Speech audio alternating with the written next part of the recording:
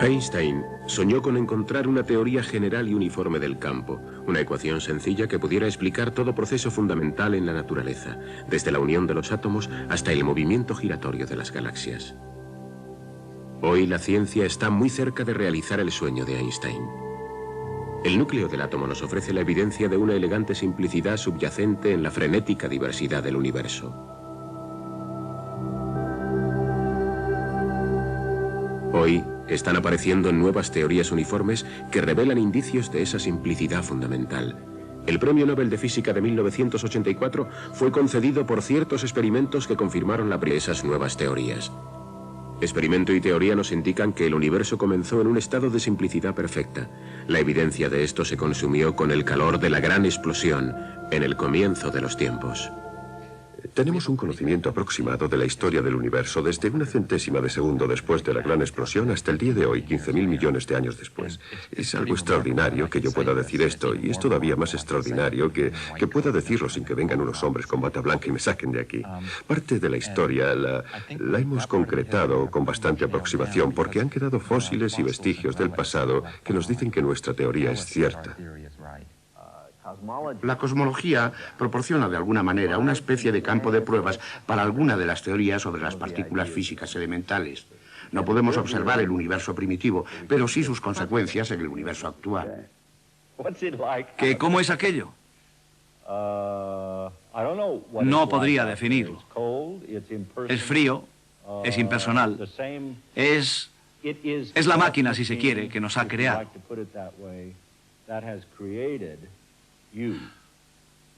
Con esto lo que quiero decir es lo siguiente. Hasta el último átomo de nuestro cuerpo estuvo en un tiempo dentro de una estrella. En ese sentido, todos somos hermanos.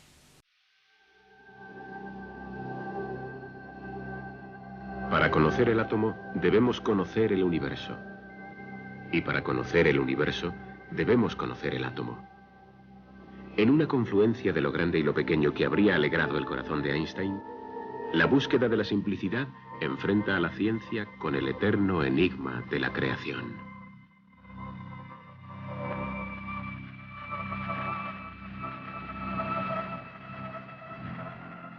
La creación del universo. Primera parte. El micromundo.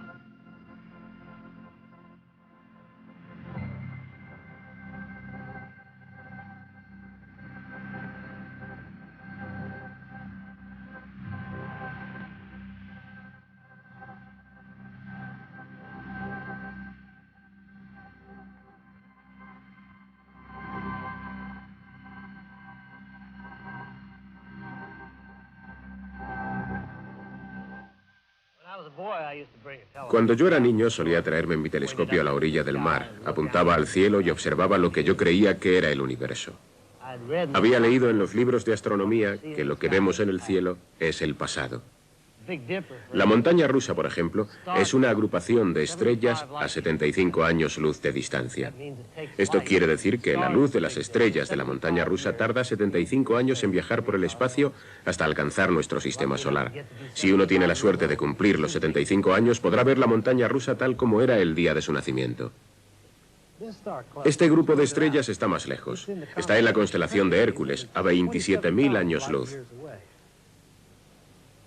Lo que quiere decir que lo vemos como era hace 27.000 años, cuando no existía ninguna ciudad humana sobre la faz de la Tierra y el arco y la flecha aún no habían sido inventados. Una forma de estudiar la historia del universo es observar el espacio exterior. Pero el universo, después de todo, no es solo las estrellas y galaxias del espacio exterior. También está aquí en nuestra Tierra. Nosotros vivimos en el universo. Y los objetos cotidianos están llenos de indicios de la historia cósmica. Cada piedra de una playa es una galaxia de átomos. Y esos átomos tienen una historia que se remonta más allá de la historia de la Tierra. Antes de la formación de la Tierra, esos átomos estaban a la deriva en el espacio interestelar. Antes de eso, algunos de ellos formarían parte de estrellas antiquísimas. Las partículas subatómicas que constituyen esos átomos podrían encontrar su origen remontándose 15.000 millones de años atrás hasta el principio de los tiempos. En este programa exploraremos la historia y el origen del universo. Bajaremos la vista hasta el minúsculo mundo de las partículas subatómicas y la alzaremos hacia las fronteras cosmológicas del espacio y el tiempo. Nuestra esperanza es la de aprender algo sobre cómo las cosas llegaron a ser lo que son. Indicios para intentar resolver este enigma los hay por todas partes a nuestro alrededor.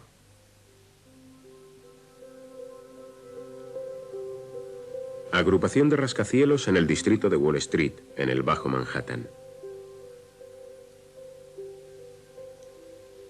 A más de 2 kilómetros de aquí, hacia el norte, no hay edificios altos.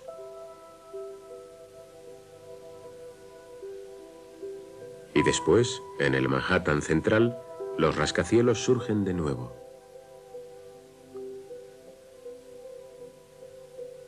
Se trata de un desarrollo natural. Su destino fue marcado hace cientos de millones de años, cuando la lava fundida fluyó atravesando el valle del río Hudson y el lecho de roca sobre el cual se levanta la ciudad se plegó debido a ciertos procesos geológicos. El resultado fue un par de montañas subterráneas. Como los rascacielos tienen que cimentarse en lechos de roca, la forma sinuosa de la línea de horizonte de Manhattan traza los contornos de una cadena de montañas subterráneas. Es aquí donde comenzamos nuestra exploración del reino del átomo y los abismos del pasado.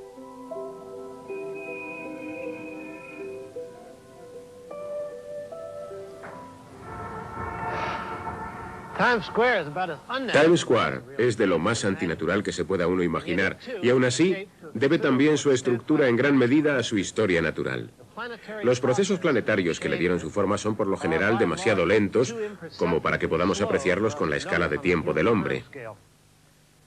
Pero imaginemos un viaje al pasado a ritmo acelerado. Entonces sí podríamos ver cómo tomó forma Times Square. Vamos a verlo. Vamos a caminar hacia el pasado a un ritmo de 1 siglo por paso.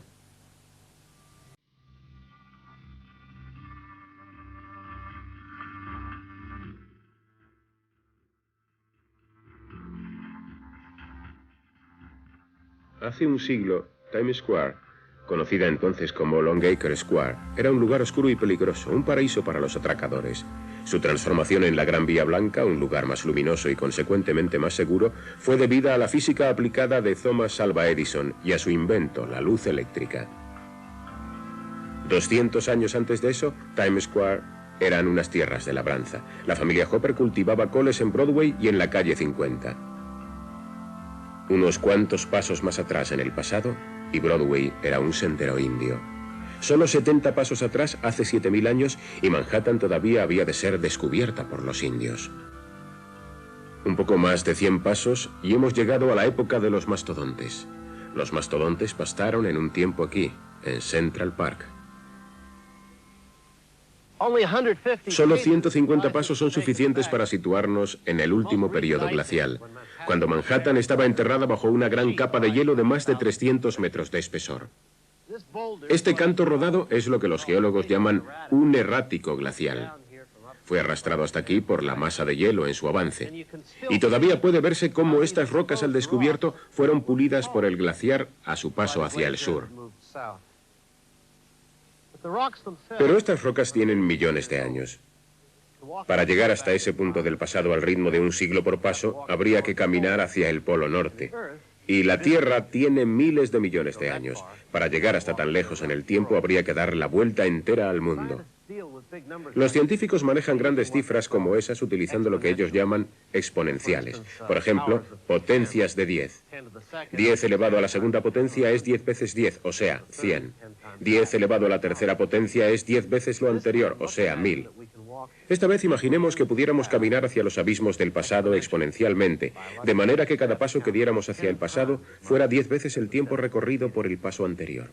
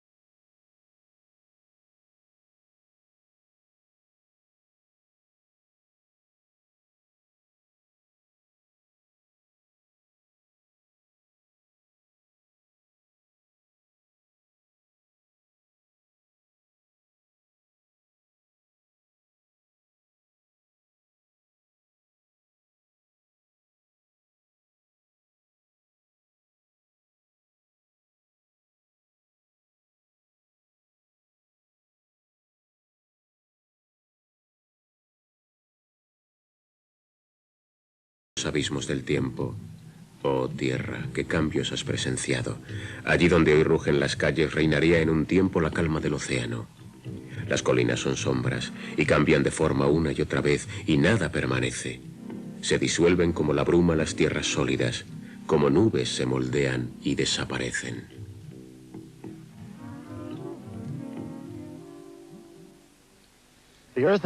La Tierra es vieja, pero más viejos aún son los átomos de que se compone la Tierra, y el aire, y usted y yo y este árbol. Y podemos investigar los abismos de la historia cósmica observando la naturaleza a escala atómica y subatómica.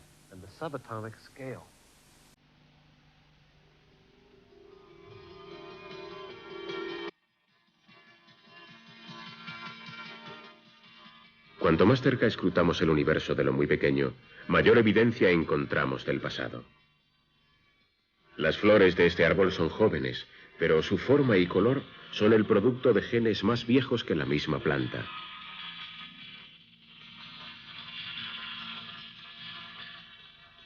Los genes se forman sucesivamente sobre moléculas del ácido desoxirribonucleico o ADN. Las moléculas se hacen visibles con un aumento de 10 millones de veces su tamaño. Cada una es una biblioteca de información genética acumulada a lo largo de la historia de la evolución de la vida sobre la Tierra. Acercándonos más todavía, podemos ver los átomos de carbono de que se componen las moléculas de ADN. Son más viejos incluso que la misma Tierra.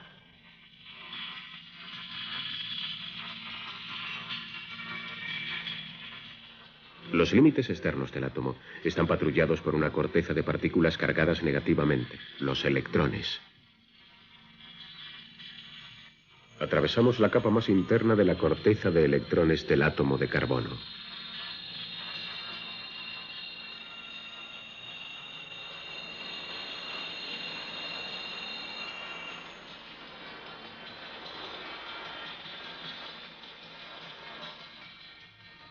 Nos acercamos a una de las más antiguas y magníficas estructuras de la naturaleza, el núcleo del átomo. El núcleo está compuesto de protones, coloreados aquí de naranja para indicar su carga eléctrica positiva, y otras partículas eléctricamente neutras, los neutrones.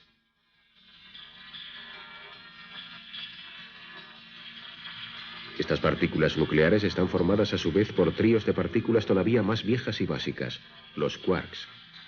Hemos llegado al campo de las fuerzas nucleares.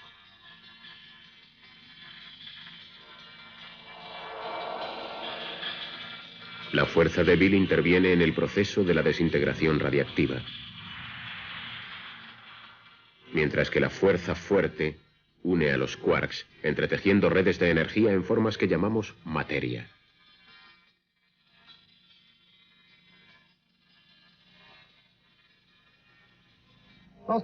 La mayor parte de lo que sabemos sobre las partículas subatómicas se ha descubierto acelerando las partículas a gran velocidad, haciéndolas chocar después y estudiando los restos que se desprenden.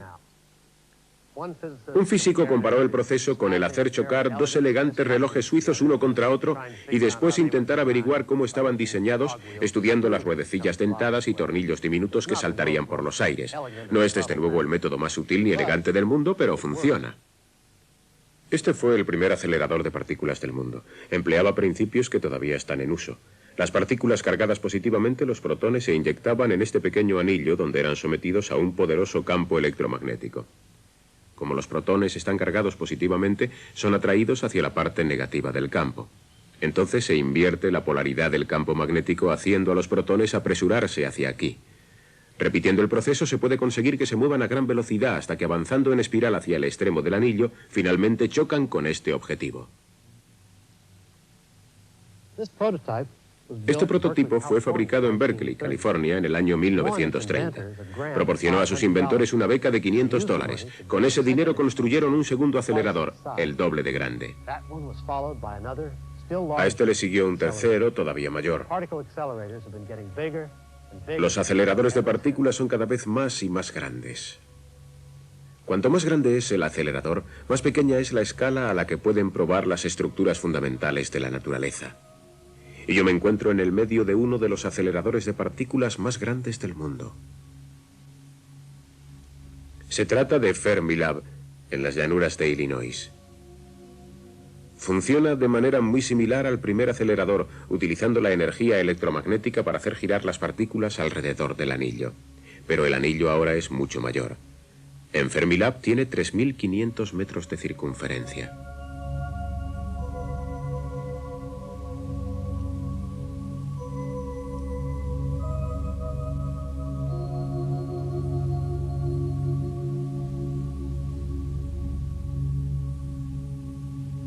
En un túnel más estrecho que una manguera de bombero enterrada bajo tierra, las partículas se aceleran hasta cerca de la velocidad de la luz y después se hacen colisionar con un objetivo prefijado. Las explosiones resultantes, registradas en detectores como este, revelan una amplia variedad de partículas subatómicas que interactúan mediante 4 fuerzas fundamentales: gravedad, electromagnetismo y las fuerzas nucleares débil y fuerte. Según la física moderna, las partículas y las fuerzas son las responsables de todos los acontecimientos en nuestro mundo, desde lo más exótico a lo cotidiano. Hola amigos del deporte, os habla Biff Barnes. Y aquí Steve Boscoe. Hoy es un magnífico día para el béisbol. Gracias a la fuerza nuclear débil, el Sol está ocupado liberando energía para que los núcleos de los átomos la transformen en 22 agradables grados aquí en el estadio Dodger. El lanzador está ya en la base y todo está listo para empezar. Ha sido un golpe magnífico. Sin duda, Biff, pero la fuerza de gravedad de la Tierra ha deformado tanto el espacio que parece que va a ir fuera. Sí, la cogió. Bueno, no es exactamente que la haya cogido. Es más bien que el campo electromagnético formado por los átomos de su guante ha rodeado el campo electromagnético de la pelota. Bien, lo que tú digas. Fuera, bien, vamos a ver. ¿Quién viene ahora? Parece que es Reggie. El lanzador mira esperando la señal. ¡Vaya, qué zambombazo! Ha enviado la pelota fuera. Lo ha conseguido. Una carrera completa. Y Biff Barnes se despide de ustedes hasta el próximo día. Biff Barnes les dice hasta la próxima y Steve Boscoe en su tercer intento y perdiendo en casa.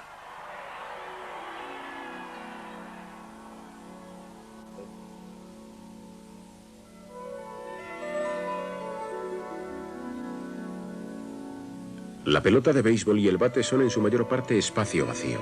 Su solidez es una ilusión creada por el campo de fuerza electromagnética que mantiene unidos los átomos.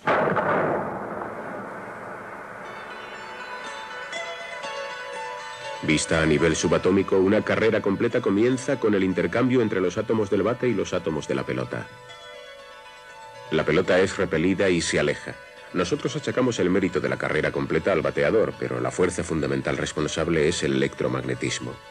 Infinito en su alcance, es el electromagnetismo lo que nos trae la luz del Sol y las estrellas. La fuerza nuclear débil ayuda a potenciar el Sol y preside el fenómeno de la desintegración nuclear. En el núcleo de cada átomo se encuentran almacenadas cantidades enormes de energía. Algunos núcleos son inestables y no pueden retener su energía eternamente. Cuando se desintegran, es la fuerza débil que portan las partículas llamadas bosones débiles la que gobierna el proceso. La fuerza nuclear fuerte une los quarks para formar protones y neutrones. Sin ella no habría átomos y el universo sería una confusión. La fuerza fuerte es portada por partículas a las que los físicos llaman gluones porque actúan como el pegamento más perfecto imaginable. La gravedad, la fuerza de atracción universal de todas las partículas sólidas entre sí, es la más débil de las 4 fuerzas. Pero la gravedad tiene un alcance infinito y siempre atrae, nunca repele. Esta resuelta insistencia de la gravitación la hace capaz de mantener el equilibrio entre los planetas, las estrellas y las galaxias.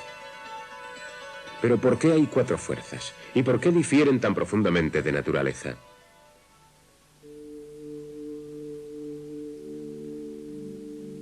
Einstein intentó en vano encontrar respuesta a esta pregunta.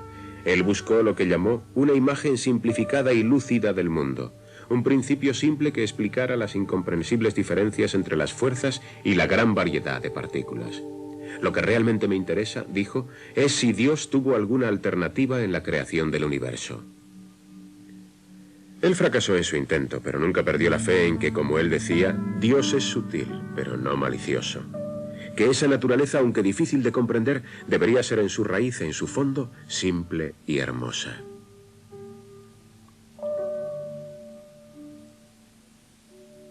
Albert Einstein pasó los últimos años de su vida en este despacho del Instituto de Estudios Avanzados de Princeton, Nueva Jersey, trabajando en la búsqueda de una teoría unitaria de las fuerzas de la naturaleza. No la encontró. Las ecuaciones quedaron inacabadas sobre la pizarra el día que murió. Hoy las ecuaciones tienen un aspecto muy distinto y pasan por curiosos nombres de los que Einstein nunca oyó hablar, como supergravedad y supersimetría. Pero su objetivo es el mismo: reunir en un todo los elementos dispares de la física. La física hoy en día es una labor de retazos. Hay teorías que explican cada una de las 4 fuerzas fundamentales y lo hacen maravillosamente bien. Pueden predecir el comportamiento de un electrón alejándose en una trayectoria espiral de una galaxia después de su explosión, o la conducta de estos fotones que llegan del Sol. Pero tienen poco que decir sobre por qué las fuerzas de la naturaleza difieren tan curiosamente. ¿Por qué, por ejemplo, hay una carga eléctrica negativa y otra positiva, pero no existe, por lo que sabemos hasta el momento, una gravedad negativa? ¿Por qué las fuerzas débiles y fuertes funcionan solo dentro del núcleo del átomo, mientras la fuerza de gravedad y el electromagnetismo son de alcance infinito? La búsqueda de la simplicidad, la esperanza de identificar la fuerza fundamental o la partícula elemental de materia, es una constante en la historia de la física desde los días de la Grecia antigua. La teoría atómica era ya una idea vieja cuando Platón debatía con su discípulo Aristóteles. Aristóteles proponía que había 2 fuerzas fundamentales a las que él llamó levedad, la tendencia de las sustancias ligeras a elevarse, y gravedad, la tendencia de los objetos pesados a caer. El poeta romano Lucrecio popularizó la teoría atómica. Hermoso es el mundo creado por los átomos. Un anillo de bodas se hace fino con el paso de los años. Y sin embargo, no vemos puntos de oro partiendo del anillo. Porque el oro está hecho de diminutos átomos. Con el espiritualismo de la Edad Media, la teoría atómica considerada como materialista fue olvidada, para surgir de nuevo solo en la época de Isaac Newton, quien veía al mundo como compuesto por átomos ordenados por la fuerza de la gravedad. El universo es como una máquina perfecta, y es la fuerza de la gravedad la que mantiene en sus órbitas a la Luna y los planetas. En los siglos siguientes, los experimentos de Robert Boyle, John Dalton y otros revelaron que, como Ernest Rutherford dijo, el átomo es un agregado complejo, no una entidad simple. Rutherford descubrió partículas cargadas positivamente, los protones, en el núcleo del átomo. Y James Chadwick descubrió las de carga neutra, los neutrones. James Clerk Maxwell, en la primera teoría unitaria moderna, demostró que la electricidad no es sino un aspecto de la fuerza electromagnética. Durante un tiempo se pensó que había solo 2 fuerzas fundamentales, el electromagnetismo y la gravedad. Pero el esquema de la fuerza se complicó cuando Hideki Yukawa, Enrico Fermi y otros identificaron otras 2 fuerzas no detectadas anteriormente que actuaban dentro de los límites del núcleo del átomo, las fuerzas nucleares fuerte y débil. Con el siglo XX llegó la identificación no solo de 2 nuevas fuerzas, sino también de muchas más partículas. Einstein demostró que la misma energía se compone de partículas, los cuantos. Wolfgang Pauli descubrió una extraña partícula llamada neutrino y la existencia de la todavía más extraña antimateria fue formulada por Paul Dirac. La lista siguió aumentando. Había mesones y muones y piones. Fermi dijo: si yo pudiera retener el nombre de todas esas partículas, habría sido botánico. Las esperanzas de encontrar una partícula elemental básica de materia surgieron de nuevo cuando Murray Gell-Mann sugirió que los protones y los neutrones están formados por partículas todavía más pequeñas a las que llamó quarks. El concepto de la fuerza también se simplificó cuando Sheldon Glashow, Abdus Salam y Steven Weinberg demostraron que el electromagnetismo y la fuerza débil son aspectos de una fuerza simple, la fuerza electrodébil. Los experimentos llevados a cabo por Simon van der Meer y Carlo Rubbia confirmaron la teoría electrodébil. A esto siguieron teorías generales y supergenerales más ambiciosas. Y a mediados de los 80 las esperanzas de que la física podría estar muy cerca de alcanzar una teoría unitaria definitiva eran muy altas. Encontrar una ecuación sencilla capaz de explicar la lucha de los quarks y las estrellas. El problema con el que nos enfrentamos ahora es que el modelo estándar, el esquema estándar, es muy elegante, es muy poderoso. Explica muchas cosas, pero no es completo. tiene algunas lagunas. Y uno de sus grandes defectos es difícil de explicar. Es un defecto estético. Es demasiado complicado. Tiene demasiados parámetros arbitrarios. Realmente no podemos imaginarnos al creador accionando 20 botones para establecer 20 parámetros y crear el universo como lo conocemos. Desde que los griegos nos iniciaron en este camino de comprensión de los átomos, los elementos básicos de todo el universo, hemos tenido el prejuicio de que tiene que haber algo simple bajo todo esto. Y 6 quarks y 6 leptones y sus antipartículas, y que sean de diferente color y con diferente carga, es demasiado complicado. Y hay un sentimiento profundo de que el cuadro no es hermoso. Y esa búsqueda de la belleza y la simplicidad y la simetría ha sido siempre una constante infalible, un poste indicador de cómo se debe trabajar en la física. Todavía no hemos tocado fondo. Pero a medida que nos acercamos a él, recogemos insinuaciones de una hermosa teoría subyacente cuya belleza solo podemos intuir en el momento presente. No sabemos que sea cierto, no sabemos que haya una hermosa teoría subyacente, no sabemos si como especie somos lo suficientemente inteligentes como para descubrir qué es. Pero si no presumimos que hay una teoría maravillosa subyacente, nunca lo descubriremos. En mi opinión, debe haber en el fondo de todo esto una no ecuación. No una ecuación totalmente simple, sino una idea totalmente simple. Y para mí, esa idea, cuando finalmente la descubramos, será tan convincente, tan inevitable, tan hermosa, que todos nos diremos, no podría haber sido de otra forma. Las teorías uniformes sugieren que la naturaleza funcionaría más sencillamente bajo condiciones de niveles de energía extremadamente altos. Tomemos el electromagnetismo y la fuerza nuclear débil.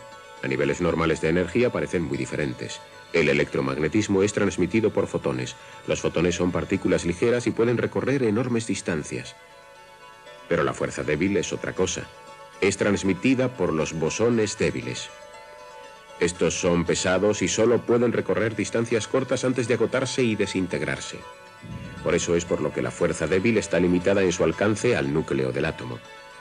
Pero las teorías dicen que la situación podría cambiar si consiguiéramos elevar el calor. Alimentada por la energía ambiental, aparecería una nueva partícula llamada Z, la cual sería capaz de unir el electromagnetismo y la fuerza nuclear débil en una sola fuerza. En esta simulación por ordenador, veremos cómo una partícula Z se desintegra y se combina de nuevo para formar un fotón portador del electromagnetismo. El fotón, a su vez, se desintegra para formar un par de bosones débiles portadores de la fuerza débil. Y los bosones se transforman de nuevo en una partícula Z. Lo que antes eran dos fuerzas, ahora es una sola, la fuerza electrodébil. Una forma de probar esta teoría era buscar las partículas Z. Como las salamandras, criaturas mitológicas que moraban en el fuego, las partículas Z se desarrollarían únicamente bajo condiciones de niveles extremadamente altos de energía. El universo actual es demasiado frío como para que las partículas Z duraran mucho tiempo. Encontrarían frío incluso el interior de una estrella supergigante. Cuando la teoría electrodébil predijo por primera vez que debía existir tal cosa como una partícula Z, ningún laboratorio del mundo podía reunir la suficiente cantidad de calor como para probar esa predicción. Y no fue hasta 1983 que la ciencia consiguió encender una chispa lo suficientemente caliente para hacer aparecer a la partícula Z si existía. Sucedió en un laboratorio aquí, en la frontera franco-suiza.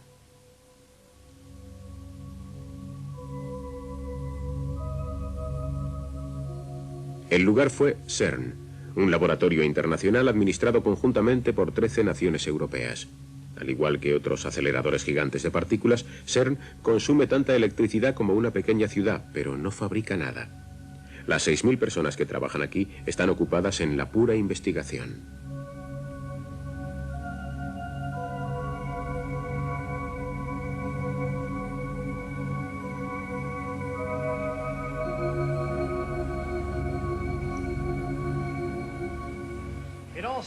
Todo comienza aquí. Las partículas aceleradas son protones. Son fáciles de conseguir. Hay al menos un protón en el núcleo de todo átomo del universo. Y son económicos. Estas botellas de hidrógeno contienen el suministro de protones del acelerador de CERN para todo un año. El gas se emite en bocanadas infinitesimalmente pequeñas a través de estas válvulas controladas por ordenador y asciende por este conducto, la cabecera del acelerador. Esas minúsculas porciones de gas contienen tantos protones como estrellas hay en la Vía Láctea.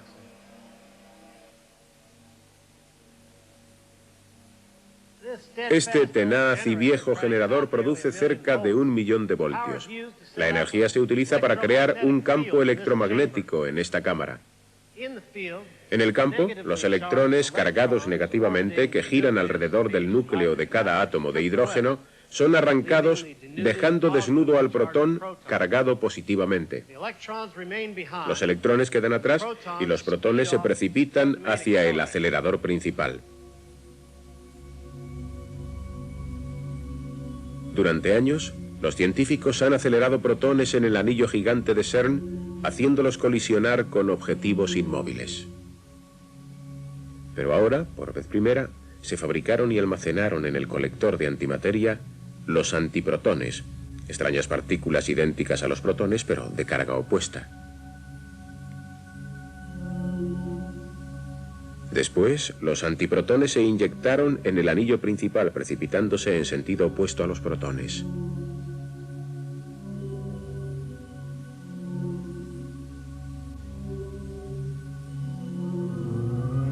Cuando la materia tropieza con la antimateria, el resultado es la mutua aniquilación.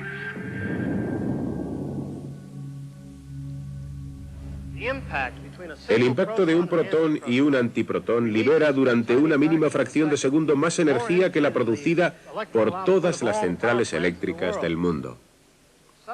Las partículas subatómicas se desprenden de esa diminuta explosión y son recogidas en las capas de piel de cebolla de este gigantesco detector de partículas.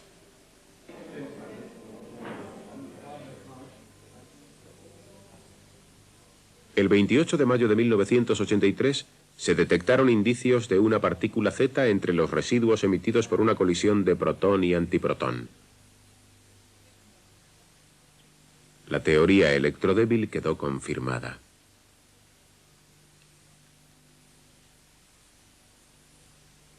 Carlo Rubbia, de CERN, compartió el Premio Nobel de Física de 1984 por haber concebido la idea de colisionar la materia con la antimateria. Lo que en realidad estamos haciendo aquí es provocar pequeñas explosiones.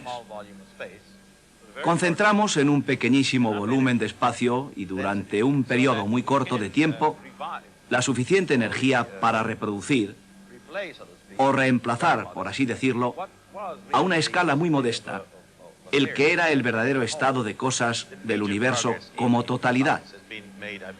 El progreso mayor de la ciencia fue hecho, creo yo, por Galileo Galilei, cuando trajo a la ciencia experimental a su justo nivel de importancia.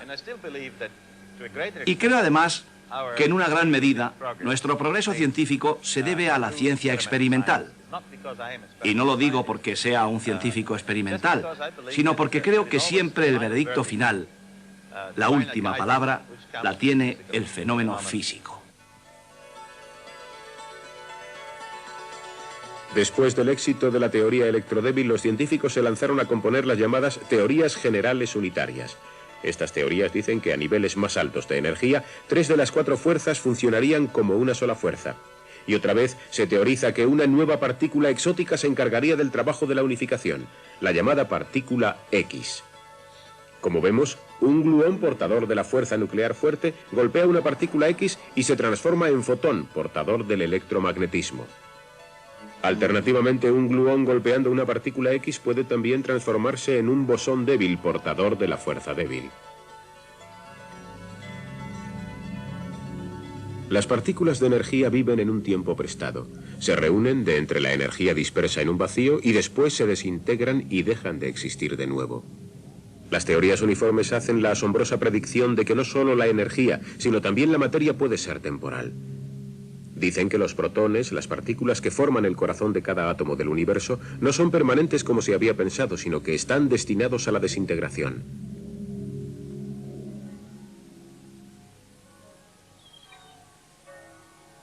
Las grandes teorías uniformes pintan con colores más intensos la vieja lección de que el nacimiento implica la muerte. Es el último capítulo de una saga científica que comenzó aquí en Venecia hace 378 años.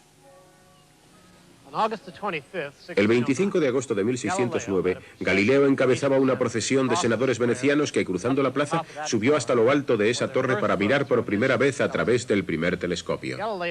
Galileo era profesor de la Universidad de Padua en ese momento. Era un profesor muy respetado. Los estudiantes acudían en tropel a sus clases. Había publicado un par de buenos libros, pero su contrato estaba a punto de expirar y no había reunido dinero suficiente para seguir investigando. Necesitaba algo que impulsara su carrera y lo encontró: el telescopio.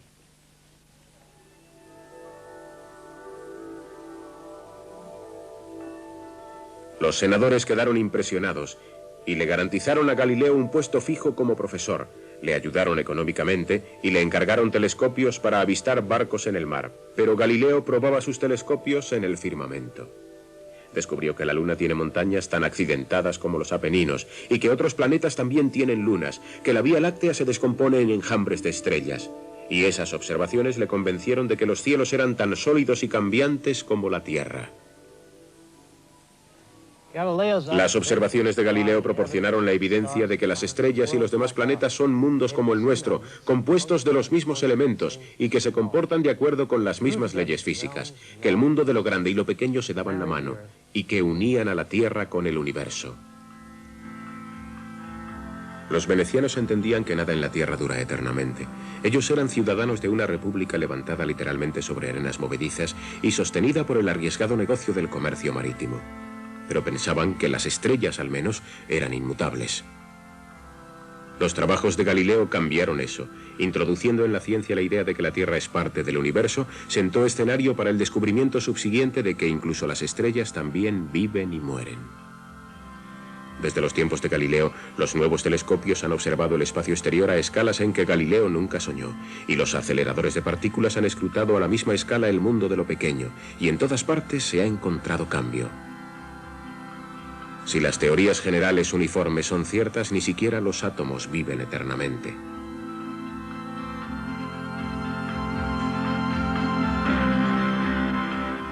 La ciudad donde Galileo vislumbró indicios de la mortalidad de los cielos está en peligro. Venecia se hunde. Sus calles se inundan con las lluvias invernales. La ciudad no podrá vivir eternamente. Pero en eso no está sola. Tampoco vivirán, al parecer, el Sol, ni las demás estrellas, ni los átomos de que se componen. Kamioka, Japón.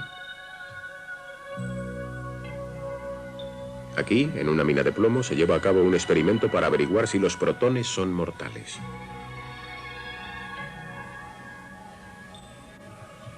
Para minimizar las interferencias provocadas por las partículas de alta energía que nos llegan del espacio, el experimento se lleva a cabo a una profundidad de cerca de 3000 metros bajo tierra.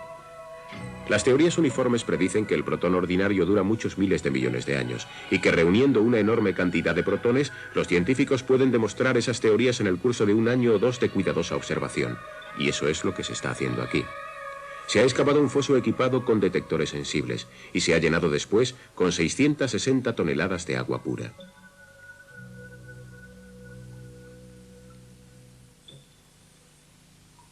Si un protón de cualquiera de los miles de millones de moléculas de agua del depósito se desintegrara, enviaría un flash luminoso indicador. Los ordenadores, monitorizando ese flash luminoso, comunicarían la noticia a los expectantes científicos.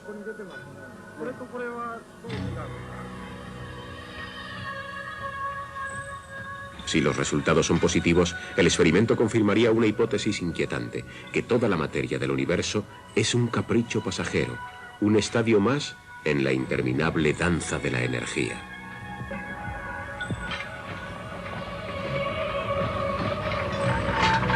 Si el electromagnetismo y la fuerza nuclear débil se unen dados niveles altos de energía, están trabajando en el intento de resolver ese enigma.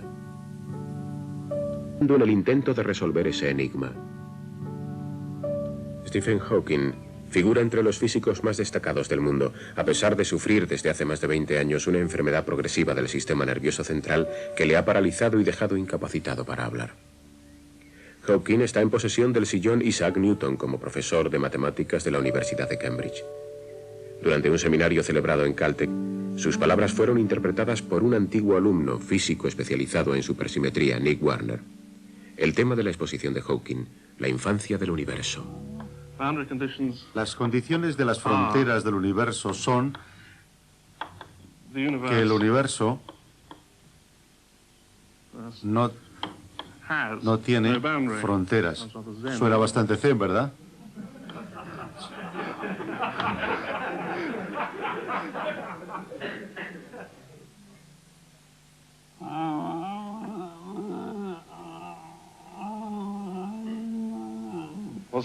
Lo que Stephen quiere decir con esto es que el tiempo espacial es algo compacto, algo cuatridimensional, algo... Esto es un múltiple cuatridimensional general.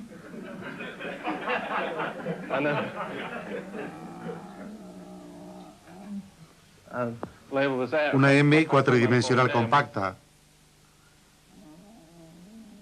con cierta métrica, G menú, en la superficie.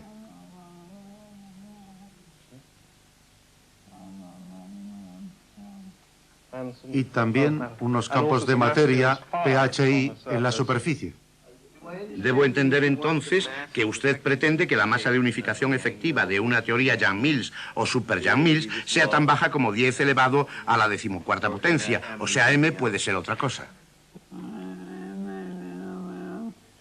Puede ser otra cosa. Pero en cualquier caso, la M es la masa característica de la física responsable de la evolución. Es una masa.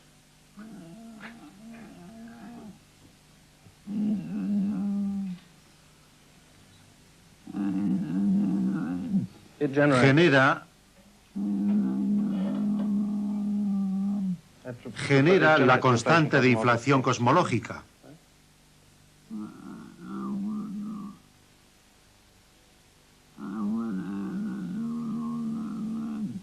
Stephen quiere añadir que también se puede explicar que con esto también se podría explicar la flecha del tiempo.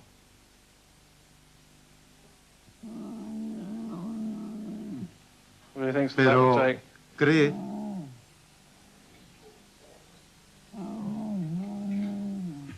que eso llevaría mucho más tiempo del que tenemos. Eso es todo.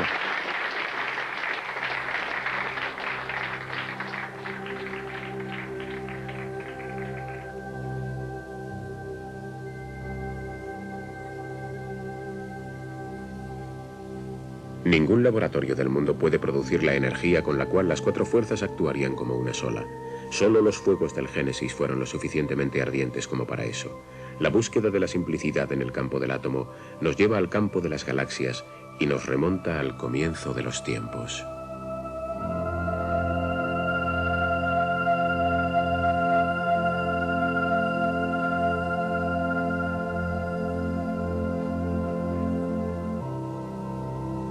Vivimos en una gran galaxia espiral a la que llamamos Vía Láctea. Es el hogar del Sol y de otros miles de millones de estrellas.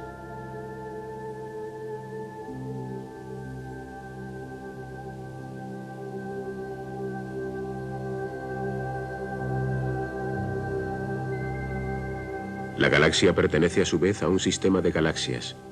Los astrónomos lo llaman el Grupo Local. Y el Grupo Local es parte de la constelación de Virgo, un archipiélago de galaxias que se extiende a lo largo de un espacio de 100 millones de años luz. Las galaxias se van alejando entre sí a medida que el universo se expande. En una simulación por ordenador, basada en observaciones astronómicas, somos testigos de algo antes nunca visto por el ojo humano: la dispersión profetizada de la constelación de Virgo a causa de la expansión del universo en el curso de los próximos 50.000 millones de años.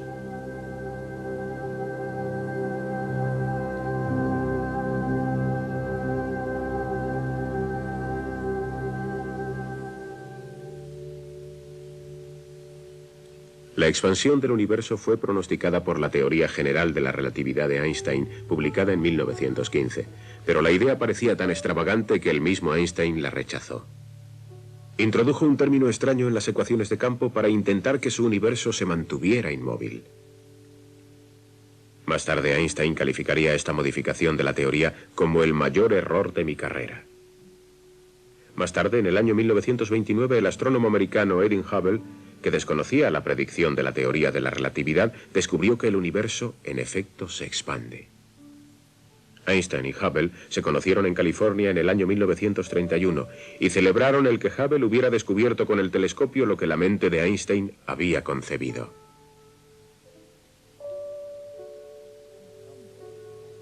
El astrónomo Alan Sandage, antiguo alumno de Hubble, ha dedicado gran parte de su carrera a estudiar la expansión del universo. La idea es que el espacio mismo se expande llevando consigo a las galaxias. La expansión crea el espacio. La analogía crucial, presentada por primera vez por Eddington en 1930, un año después de que Hubble hubiera anunciado la expansión, es que se puede conceptuar el hecho utilizando la superficie de un globo. Se pintan puntos en la superficie de un globo y se infla. Nos situamos frente a uno cualquiera de los puntos. Parece que entonces somos el centro y que los otros puntos se alejan. Ahora dejamos escapar el aire del globo y observen lo que hacen los puntos. Se van acercando. Y si consiguiéramos sacar todo el aire de un globo perfecto, la misma superficie se quedaría en nada. Todos los puntos se reunirían en un mismo lugar. De manera que todo punto es el centro de la expansión. Siempre que se habla de esto, surge la misma pregunta. ¿Es posible hallar el centro de la expansión? Cualquier punto es el centro. No hay centro en el comienzo. Todo estaba en un punto y todo tiempo eran idénticos en el principio de los tiempos. Observatorio de Monte Palomar en el sur de California.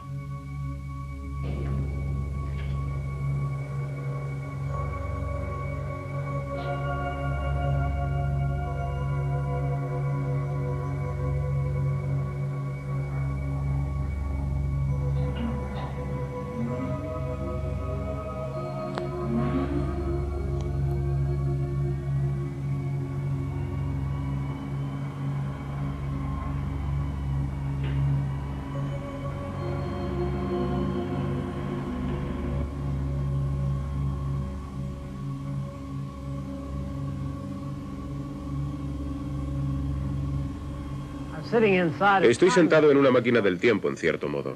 Un instrumento capaz de observar directamente el pasado. En el extremo de este tubo, muy por debajo de mí, hay un espejo cóncavo pulido que puede recoger tanta luz de las estrellas como los ojos de toda una comunidad de 20.000 personas. La luz es reflejada hasta aquí.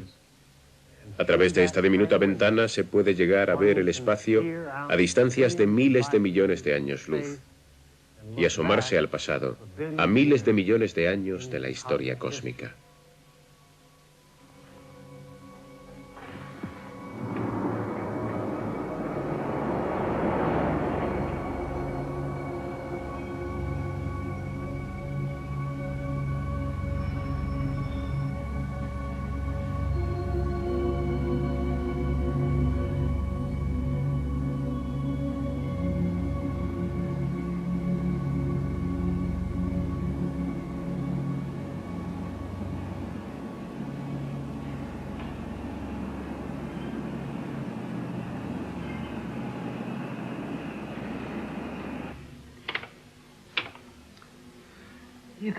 Se puede recoger luz bastante vieja con un telescopio tan grande como el reflector de 5 metros de abertura de Palomar. Esta imagen que ahora nos llega es de una galaxia a 40 millones de años luz de distancia. Eso quiere decir que la estamos viendo tal y como era hace 40 millones de años. Parece mucho tiempo, pero es solo una fracción de un 1% del tiempo transcurrido desde el comienzo de la expansión del universo. Si quisiéramos concretar nuestra posición en la historia cósmica, podríamos trazar una línea que representara el tiempo, partiendo de la gran explosión, el comienzo de los tiempos, como nosotros lo entendemos, y llevándola hasta unos 15.000 millones de años luz más o menos, hasta el momento presente. Aquí estamos, en una galaxia hoy. Y podríamos trazar un eje vertical que representará el espacio. Solo podemos contemplar los sucesos cuya luz, atravesando el espacio, ha tenido tiempo de llegar hasta nosotros. Podemos representar esto dibujando lo que los científicos llaman un cono de luz. El ángulo formado por los lados del cono viene definido por la velocidad de la luz. La velocidad mayor a que puede viajar esa información, según sabemos. Una galaxia como esta, a 40 millones de años luz de distancia, está aquí mismo, en nuestro barrio. Y del mismo modo, todas las demás galaxias que podemos ver con claridad están muy próximas dentro del esquema cósmico. Si miramos más allá, las galaxias se hacen muy débiles. Veamos si podemos obtener aquí un sistema de galaxias. Cada uno de estos diminutos puntos borrosos, tan pequeños que quizá les resulte difícil verlos, cada uno de ellos es una galaxia soberana de unos cientos de miles de millones de estrellas más o menos y un número incontable de planetas. Pero estas galaxias están tan lejos que los telescopios existentes no pueden captarlas muy claramente, ni siquiera este de 5 metros de Monte Palomar. La mayor distancia a la cual podemos ver las galaxias en el máximo absoluto supone la mitad de la vida del universo. Más allá de eso, se hacen demasiado débiles para que podamos verlas con los telescopios existentes. Pero afortunadamente, el universo primitivo parece haber estado habitado por unos objetos llamados cuásars. Los cuásars, que pueden haber sido los núcleos de galaxias jóvenes que atraviesan una fase de juventud violenta y que son tan brillantes, brillan tan intensamente que podemos verlos a distancias mucho mayores de lo que podemos ver las galaxias. A ver si podemos obtener la imagen de un cuásar.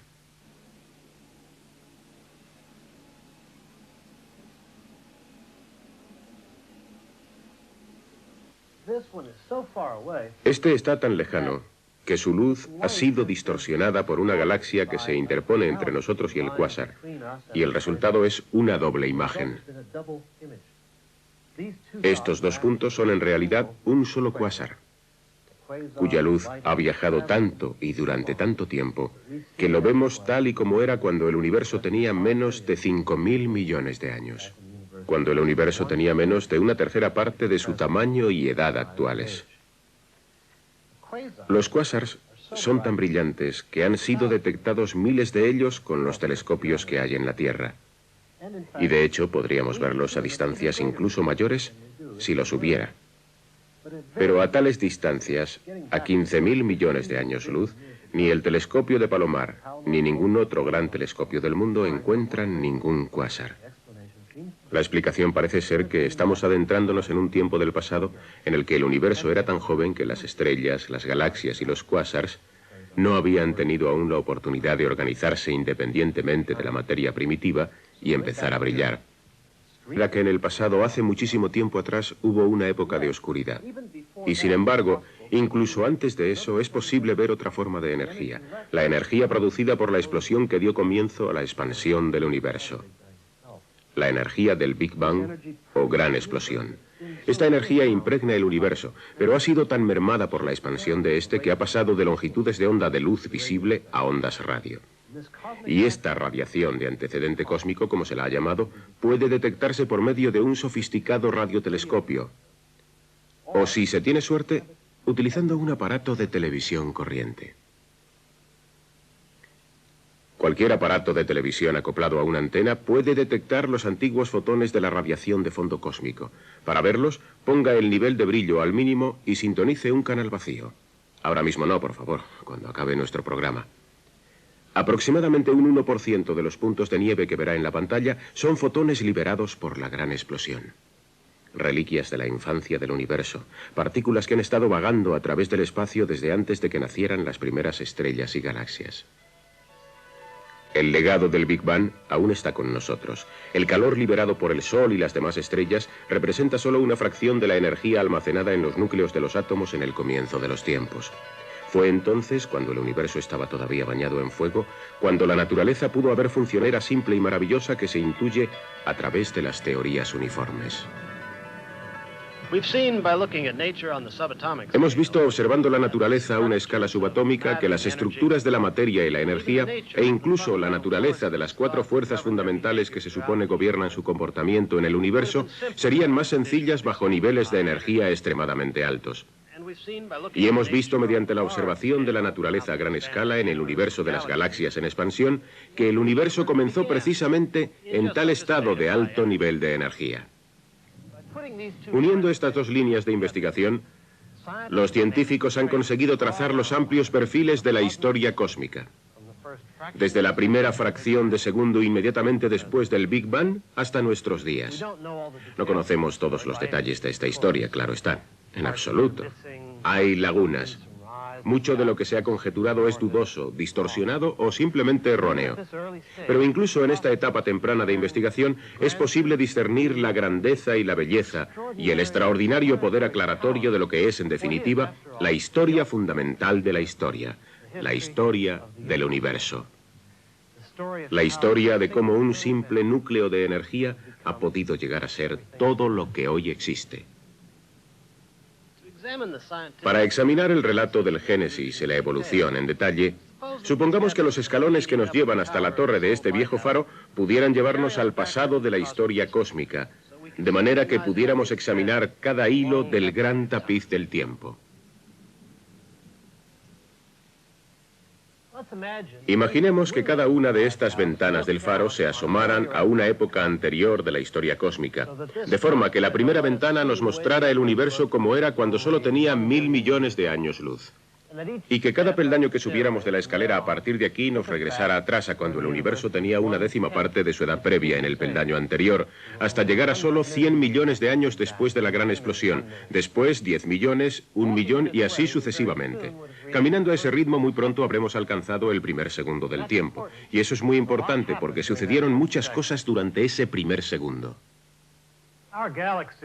Nuestra galaxia, al igual que todas las demás galaxias que nosotros sepamos, se formó durante los primeros 1000 millones de años de la expansión del universo, cuando el gas fundamental era todavía lo bastante denso para condensarse formando estrellas y galaxias. No conocemos todos los detalles concretos de la formación de las galaxias, ni mucho menos, pero creemos que tenemos una imagen bastante aproximada de cómo era la Vía Láctea en un principio. Aquí está. Estas primeras generaciones de estrellas estaban compuestas casi enteramente de hidrógeno y helio. De haber habido vida inteligente en aquellos primeros días del universo, la tabla periódica colocada en la pared de la clase de química de la escuela habría tenido solo 2 cuadros, el del hidrógeno y el del helio.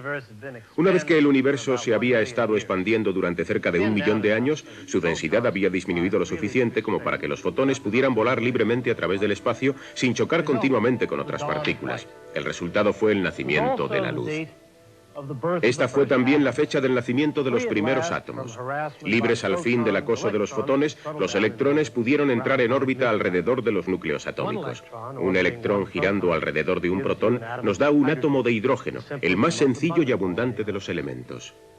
2 electrones orbitando a un par de protones más un par de neutrones nos da un bonito átomo de helio. Pero estos núcleos de helio ya estaban a mano. Debieron formarse en una época incluso anterior.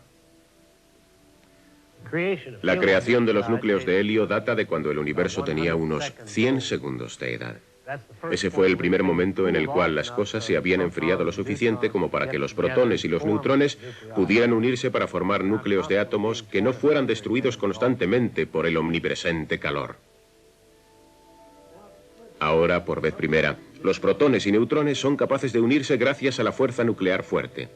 Tienden a formar tercetos, y los tercetos se combinan para formar un núcleo inestable. 2 de los protones extra sobrantes son expulsados, y el resultado es un núcleo estable de helio.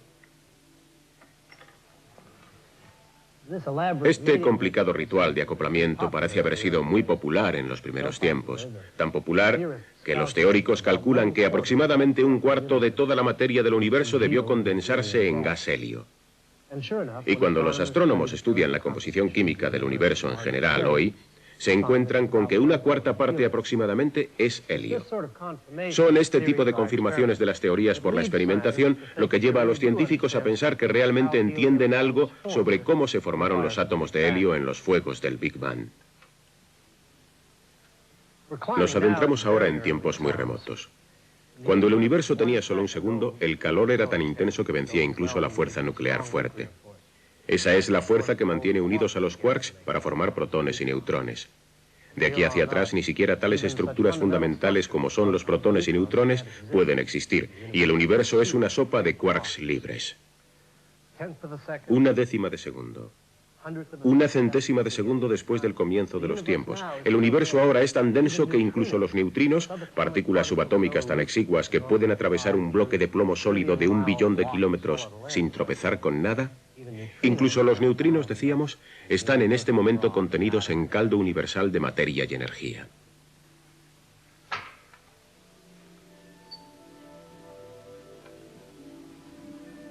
Una 10.000 millonésima de segundo después del principio, el calor era lo suficientemente intenso para que las fuerzas electromagnética y débil estuvieran aún unidas y funcionaran como una sola fuerza unitaria, la fuerza electrodébil. Las partículas Z pudieron surgir en abundancia con el calor de la época electrodébil.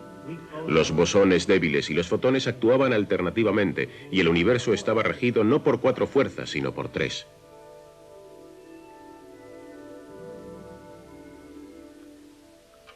Cuando el universo tenía solo una diminuta fracción de segundo de edad, aproximadamente 10 elevado a menos 35 segundos, para ser más exactos, se cree que la fuerza electrodébil aún no estaba separada de la fuerza nuclear fuerte.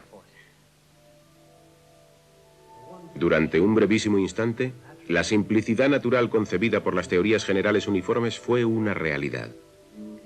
Las exóticas partículas X y los quarks surcaban los mares subnucleares. Gluones, protones y bosones débiles danzaban alternativamente. Así pues, solo 2 fuerzas operaban en el universo más primitivo: la gravedad y la fuerza electronuclear o fuerza general unificada, como se la llama. Pero es posible que incluso antes, en la historia del universo, las cosas fueran todavía más simples.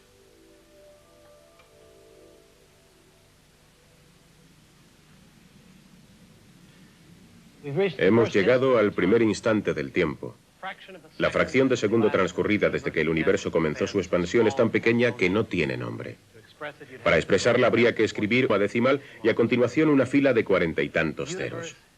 El universo, todo lo que existe o puede llegar a existir, estuvo contenido, creemos, en este momento, en una simple chispa de energía de rápida expansión, pero incluso más pequeña que el núcleo de un átomo y gobernada por una sencilla ley primordial. Si supiéramos lo que sucedió en esa época, podríamos comprender finalmente las relaciones entre las leyes de la naturaleza y entre el espacio y el tiempo, y entre materia y energía. Pero todavía no lo sabemos. Nos falta una teoría que pueda explicar cómo se habría comportado la naturaleza bajo esas circunstancias extremas. Son muchos los que buscan esa teoría. Algunos creen que la clave está en una especie de gravedad cuántica, o las que se han dado en llamar teoría superuniforme y teoría supersimétrica.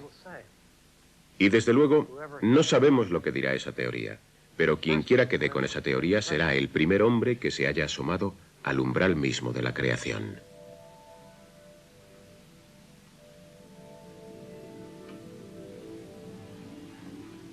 Probablemente la pregunta más fundamental que se puede hacer sobre el universo es ¿qué lo hizo empezar? ¿Cuál es el origen del momento de la creación? Y eso es probablemente lo más difícil de contestar, porque en cosmología la forma de reconstruir la historia del universo es pasando la película hacia atrás. Y para pasar la película hacia atrás se utilizan las leyes de la física. Las leyes físicas que conocemos en el presente son probablemente lo bastante buenas para situarnos en el pasado a solo 10 elevado a menos 43 segundos de la explosión o el instante de la creación. Eso es mucho, pero para retroceder aún más necesitamos una mejor teoría de la gravedad. Necesitamos una teoría cuántica de la gravedad. Sospecho que podemos encontrarnos siempre en esa situación, que para retroceder una mínima fracción de segundo necesitemos algún conocimiento que no tengamos Creo que puede pasar mucho tiempo, si es que ocurre, antes de que podamos responder a la pregunta que a todos nos gustaría conocer. ¿Qué ocasionó la creación? Puede ser que el universo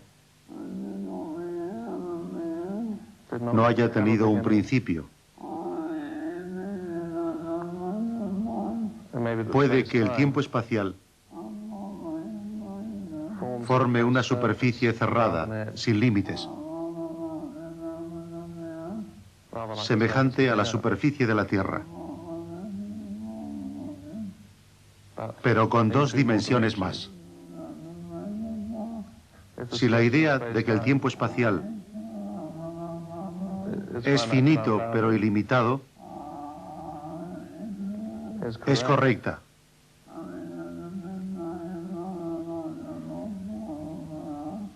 que la gran explosión es como el polo norte de la Tierra, el preguntar qué ocurrió antes del Big Bang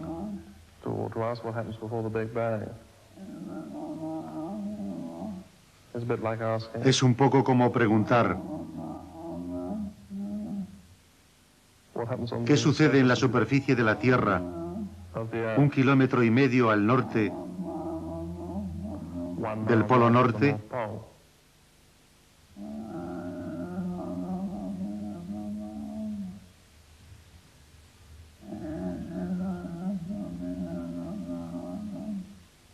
Es una pregunta sin sentido. Si hubo el hecho de la creación, tuvo que haber una causa.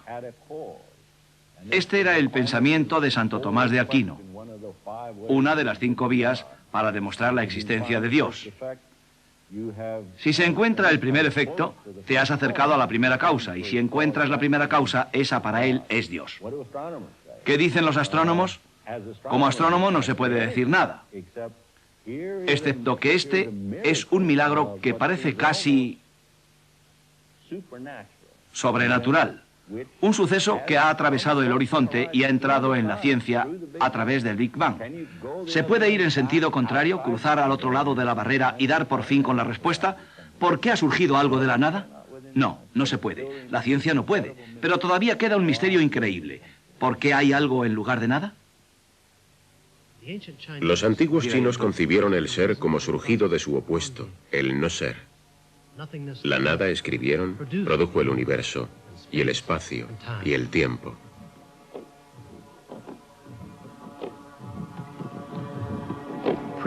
Los mitos prehistóricos pintaron el Génesis en términos biológicos. El Dios primitivo se transformó en un huevo celeste.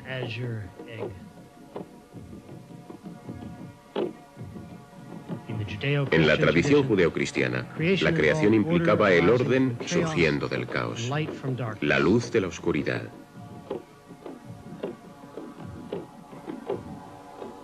En el principio, Dios creó el cielo y la tierra. Y la tierra era informe y vacía, y las tinieblas cubrían la faz del abismo. Y el Espíritu de Dios se movía sobre la faz de las aguas. Y dijo Dios, hágase la luz.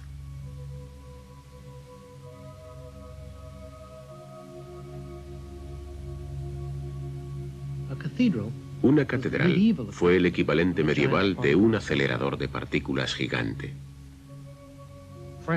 Francia, en el siglo XIV, gastó proporcionalmente más en catedrales que los Estados Unidos en enviar un hombre a la Luna en los años 60. Como las naves espaciales o los aceleradores de partículas, las catedrales impulsaron la tecnología existente hasta el límite. Esta catedral, la de Beauvais, en Francia, la de mayor altura del mundo, se vino abajo 2 veces y tuvo que ser reconstruida.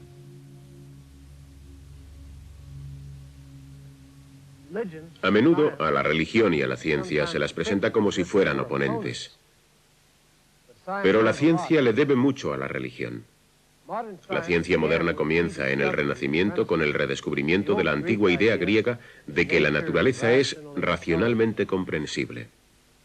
Pero desde un principio la ciencia incorporó otra idea igualmente importante. que el universo es en realidad un universo, un solo sistema regido por una serie simple de leyes. La ciencia tomó esa idea de la creencia judeocristiana y musulmana en un solo Dios.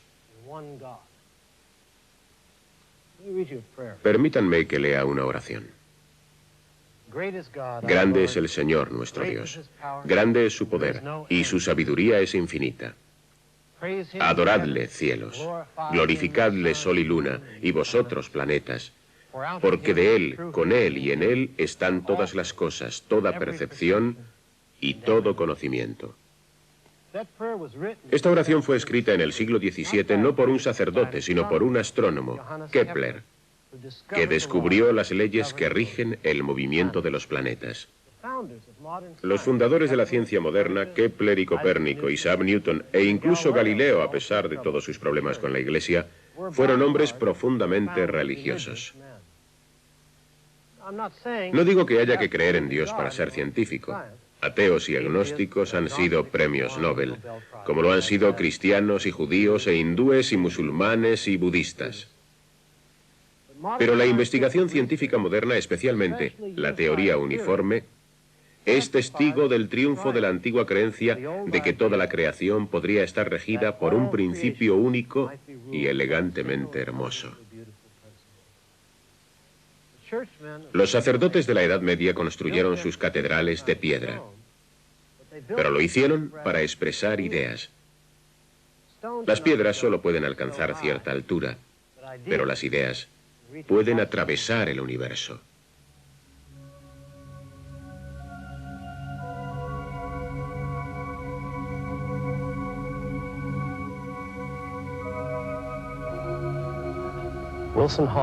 Wilson Hall, sede del acelerador de partículas Fermilab, fue diseñado en parte basándose en la Catedral de Beauvais.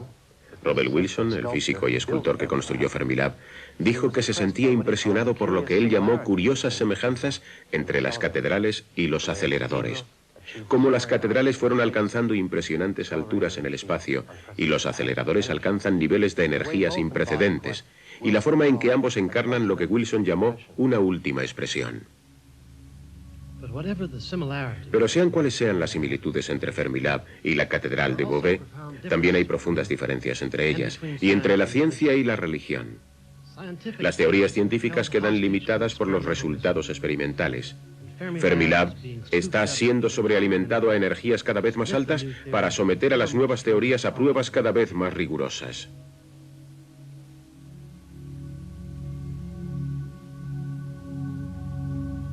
Los hombres y mujeres que construyeron Fermilab comparten la creencia científica de que el universo es racionalmente comprensible. Y construyeron esta máquina para poner a prueba su fe.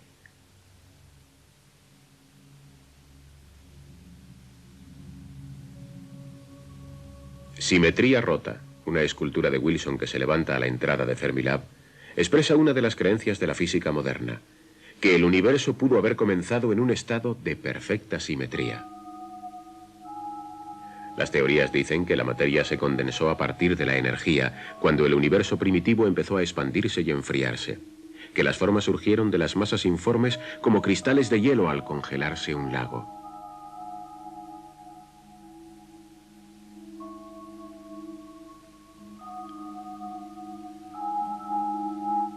Las simetrías matemáticas que las teorías uniformes han expuesto como fundamento de la ley natural son más sutiles y complejas que las de los copos de nieve, pero el principio es el mismo.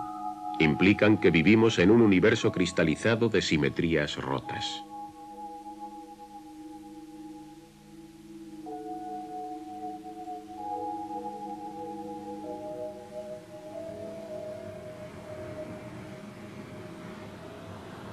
La simetría perfecta puede ser bella, pero también estéril.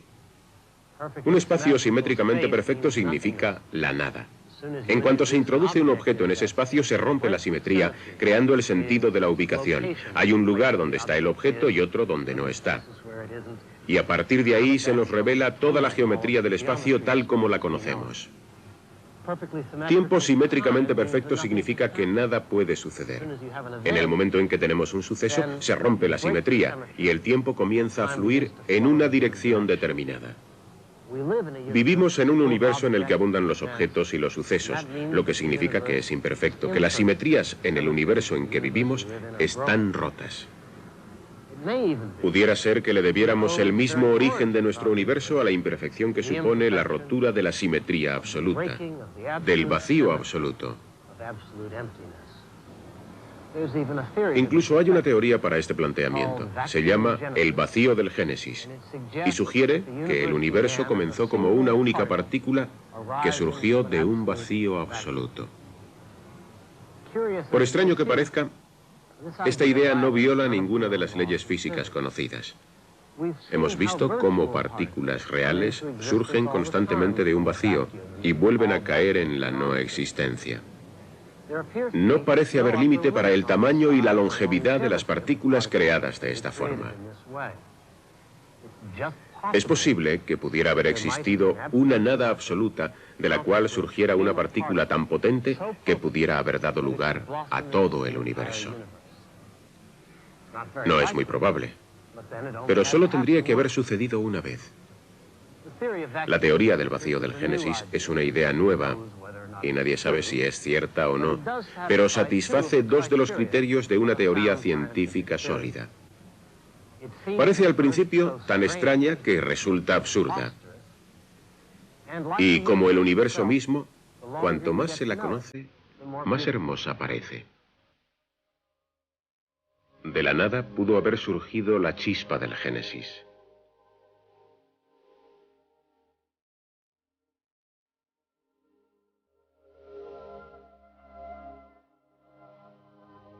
Mientras el universo se expandía y enfriaba, las tinieblas descendían.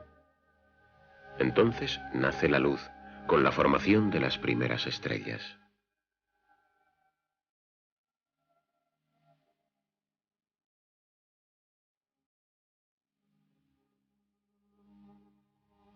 Cada estrella es un horno nuclear donde se introduce la materia liberando un poco de la energía que heredó de la primera bola de fuego. Gracias a la imperfección, a las simetrías rotas que provocaron las diferencias entre las partículas y las fuerzas, los átomos pudieron unirse formando las moléculas, y las moléculas se unen para formar vida. Y la vida da paso al pensamiento, y el pensamiento genera teorías sobre la creación del universo.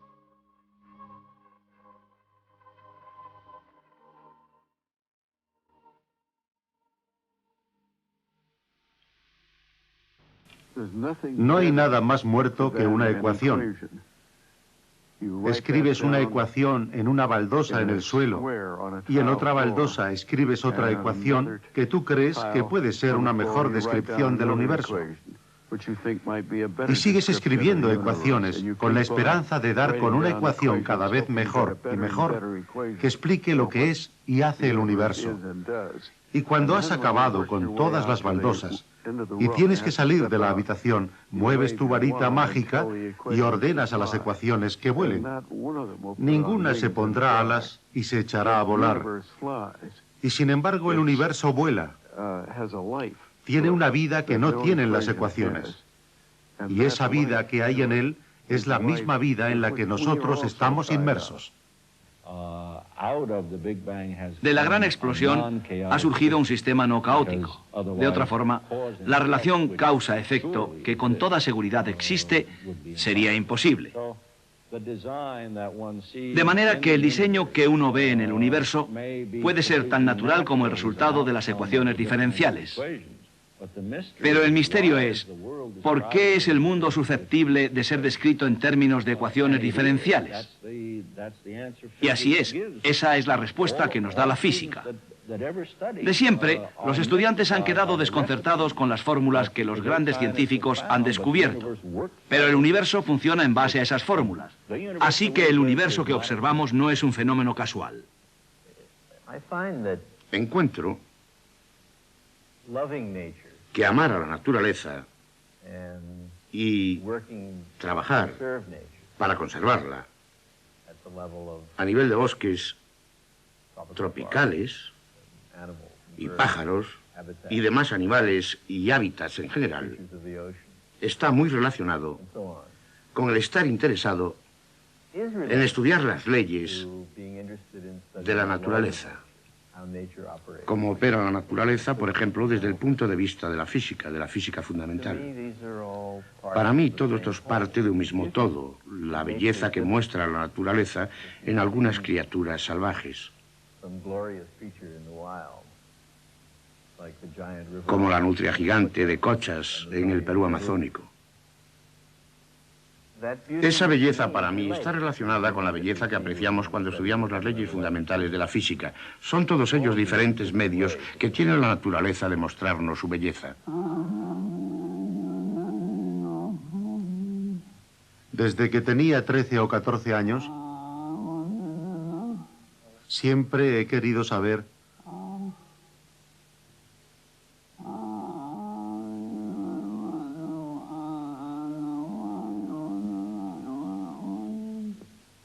cómo funcionaba el universo y por qué. Y por qué es como es.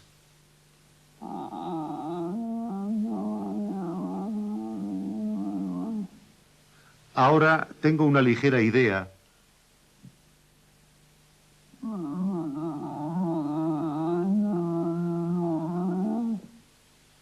de cómo funciona el universo.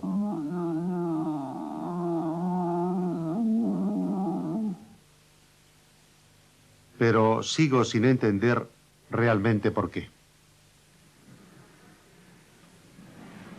Einstein solía decir que lo más incomprensible del universo es que es comprensible. Es un viejo enigma. ¿Qué hay en la mente humana tan en consonancia con el universo que somos capaces de comprender cualquier cosa sobre el funcionamiento de la naturaleza a la más grande de las escalas? Es una cuestión filosófica, supongo, pero la ciencia ha podido facilitarnos una pequeña porción de la respuesta. Cuando estudiamos las partículas subatómicas y las estrellas y galaxias, nos llegan de todos lados pruebas de que el universo es todo de una pieza y que empezó como una única semilla más pequeña que un átomo. Y en un sentido real, ustedes y yo estábamos ahí. Cada porción de materia y energía de nuestra sangre y nuestros huesos y los centros nerviosos de nuestros pensamientos puede trazar su linaje hacia atrás hasta llegar al origen del universo. Las leyes naturales, que se fragmentaron y multiplicaron a medida que el universo se expandía y enfriaba, continúan operando hoy en los latidos de nuestros corazones y en las trayectorias de las estrellas. Como dice el Corán, el universo es tan compacto como las venas de nuestros cuellos. La evolución del universo continúa, no a nuestro alrededor, sino dentro de nosotros. Nuestros pensamientos y sentimientos son, después de todo, parte del universo. Su historia es también nuestra historia.